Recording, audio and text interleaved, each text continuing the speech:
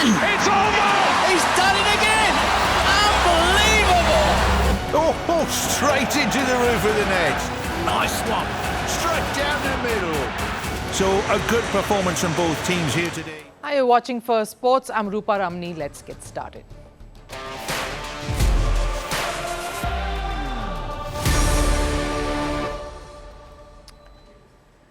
On the show today is India men's cricket team captain Shubman Gill ready for the big challenge against England that's coming up. Experts say Gill doesn't realize what is in store for him. Can the accidental captain lead the charge, especially with his batting form in the longest format also coming under the scanner? Two Indians finished in the top 5 at the Norway Chess Open, yet the voices in the West feel India, and Gukesh in particular, are nowhere close to the rest of the top players in the world. Is this objective criticism or plain condescension and envy? And Club World Cup in America continues to grab the spotlight, but for all the wrong reasons. The heat has been unbearable, but the scheduling and organization of the event itself has thrown FIFA under the scanner. Is Gianni sabotaging his own dream project? All of that heading your way, but first, Sports 360. Starting with cricket, Mumbai High Court has directed India's cricket board BCCI to pay $62 million to defunct IPL franchise Kochi Tuskers Kerala. BCCI had terminated the Kerala franchise after one season back in 2011 when they were accused of contract breach as the franchise had failed to submit a bank guarantee. In 2015, BCCI were asked to pay the franchise $63 million, which the board challenged. The court has now upheld that decision.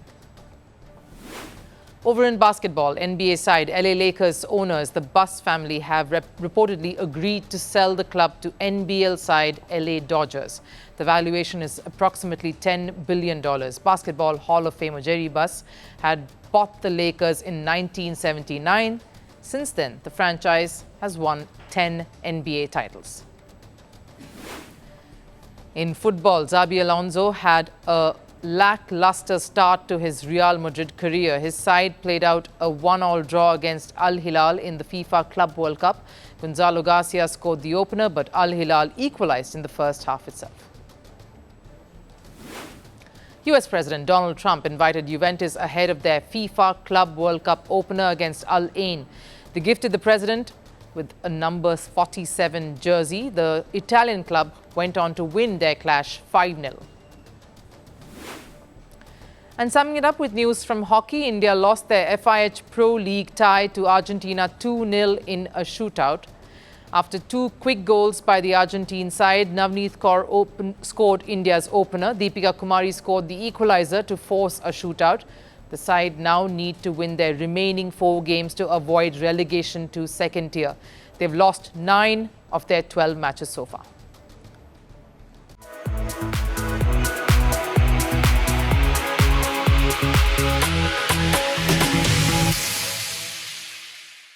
Shubman Gill is sitting on the cusp of a historic first. At Leeds and Headingley, he will walk out as one of the youngest captains to lead an Indian men's cricket team.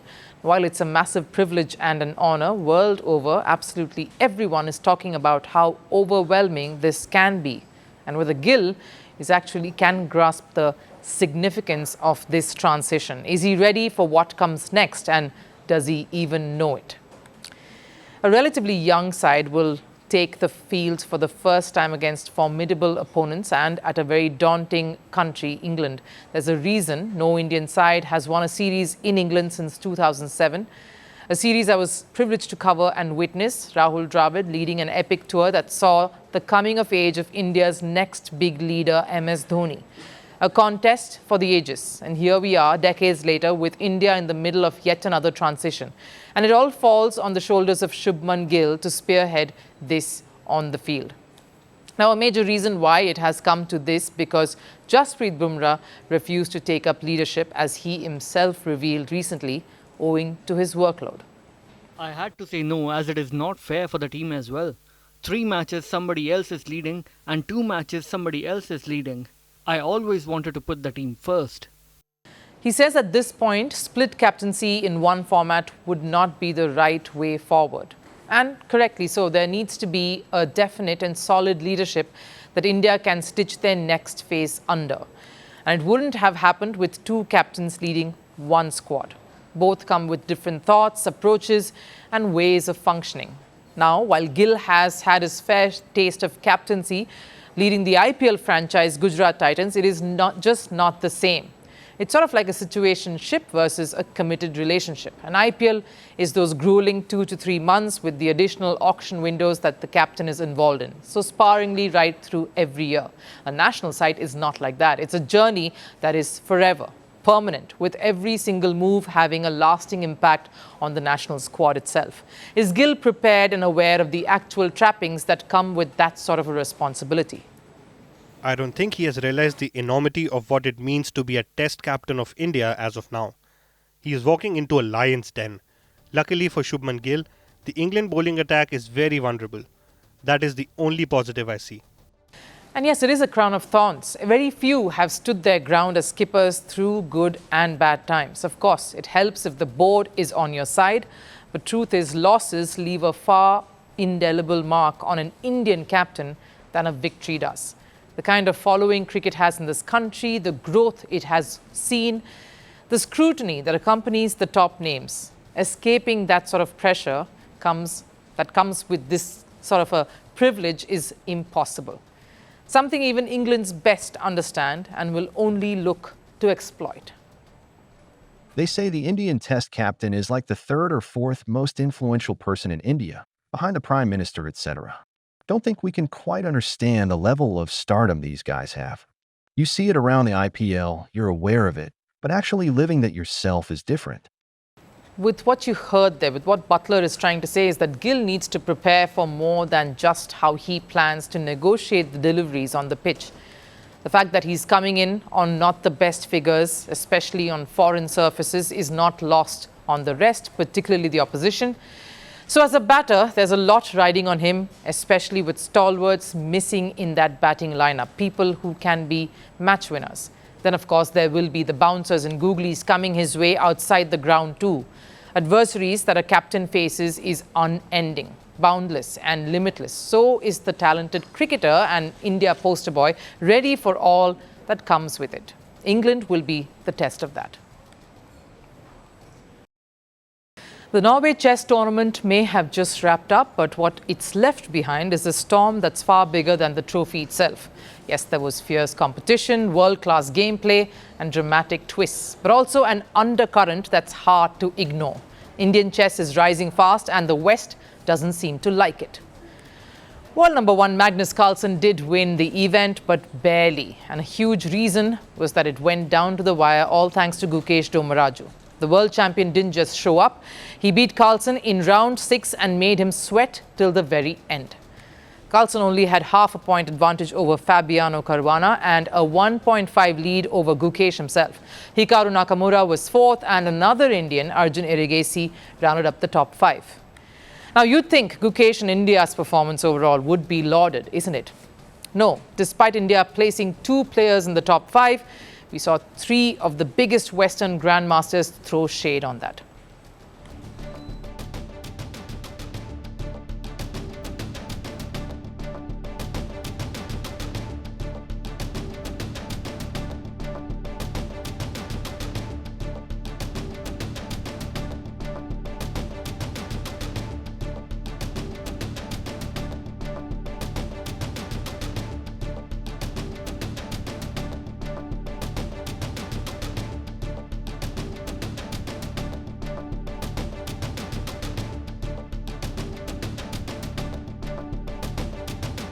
Now, these comments, they are dismissive in nature, and when it's aimed at a teenager who's already a world champion, it crosses the line from critique to condescension. Let's not forget Caruana, Nakamura and Carlsen are all in their 30s. Gukesh is 19, Arjun Erigesi just 21. If they're already this competitive, now imagine what happens when they gain experience and the smarts. To Carlsen's credit, he did acknowledge the intensity, calling his loss to Gukesh the highlight of the tournament. And let's be honest, his frustrated reaction made for great memes and in a strange way gave the sport its viral moment. Oh my God.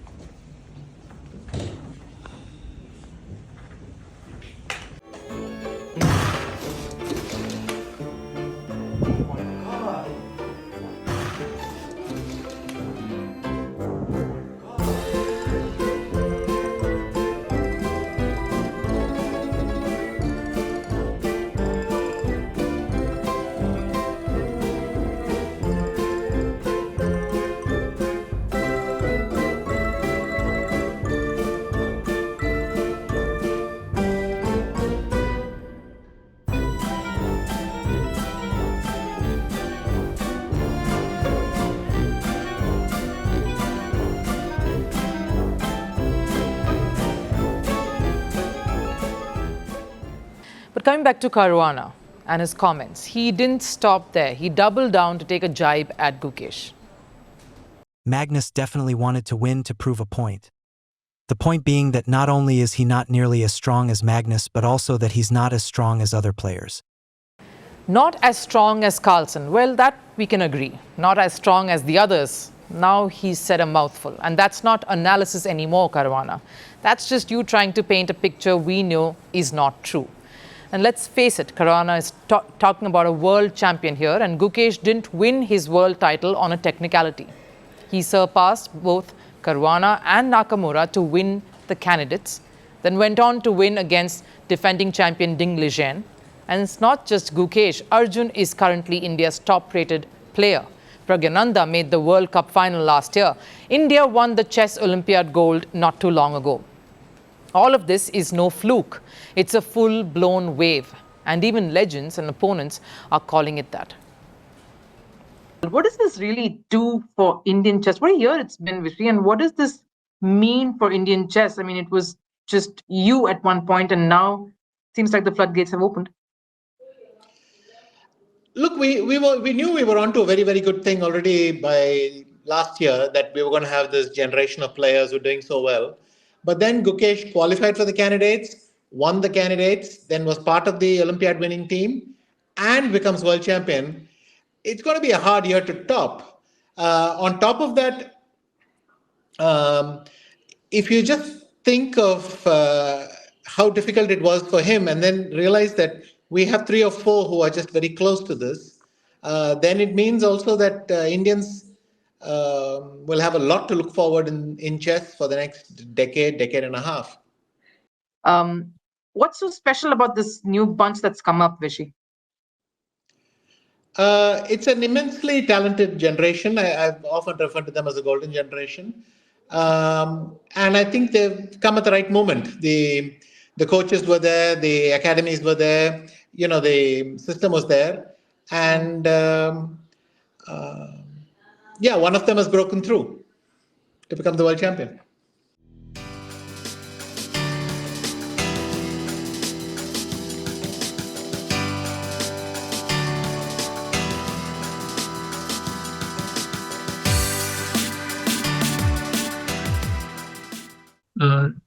There was a question, who will dominate chess world in 2050? And many people say it will be India, but now it shows this year might came earlier when India dominates chess world.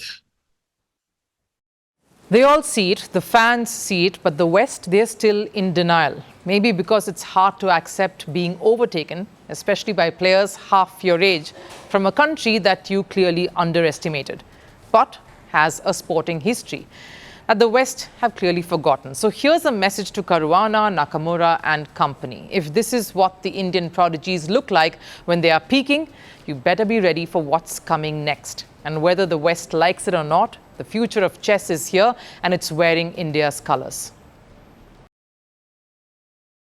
The FIFA Club World Cup is underway in the US, but in just the first week, it's already under fire.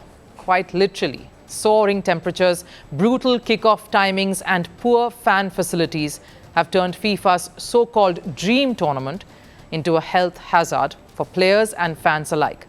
And while FIFA can't control the weather, they are responsible for the chaos that's unfolding. From poor scheduling to questionable priorities, football's governing body might just be sabotaging its own mega project. Here's our next report. Yeah, the trophy, there is a key. Oh, wow. FIFA's newest creation, the 32-team Club World Cup in America, is making headlines, but not for the reasons it hoped. Despite vocal pushback from players over the tournament's expansion, FIFA pushed on, determined to make it happen. Now, instead of delivering a footballing spectacle, they have delivered a logistical nightmare. Players raised concerns about an already packed calendar. FIFA's answer? Schedule the tournament in the middle of peak American summer. And as if that wasn't enough, many of the matches are being held at 3 p.m. under the scorching sun. 35 of the 63 games have been scheduled before 5 p.m., all to suit European TV audiences. But in doing so, the players and coaches are being pushed to the brink, and they're speaking out.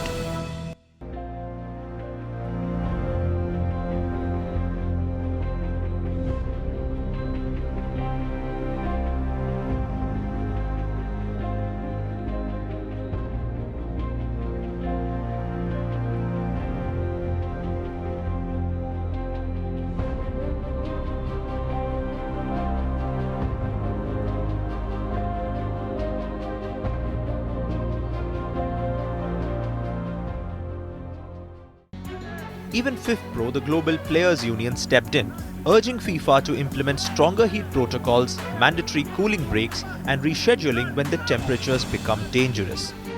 FIFA's solution? One cooling break per half. That's it. Maybe it's time FIFA chief Infantino stepped out of his air-conditioned box and actually felt what the players are going through, because clearly that one break is not enough. And it's not just the players, even the fans are suffering.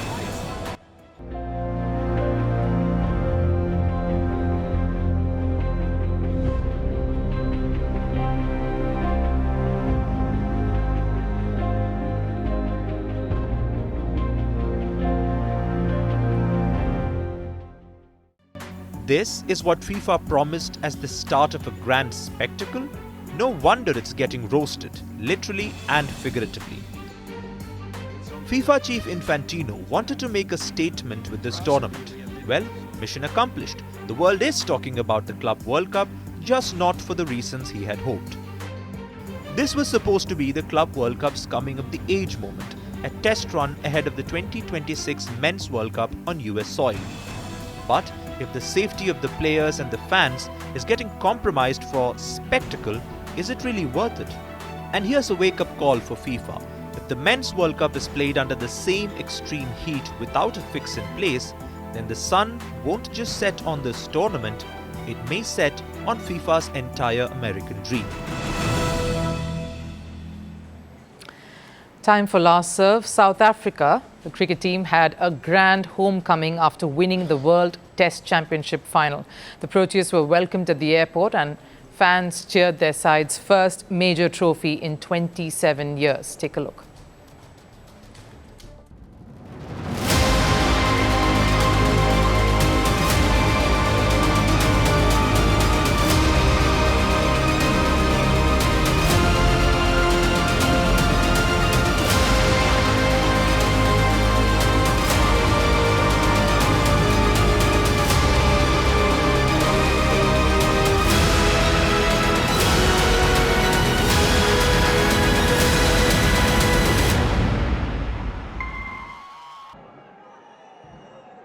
That wraps it up here on First Sports. I'll see you again tomorrow. Till then, do take care. Bye-bye.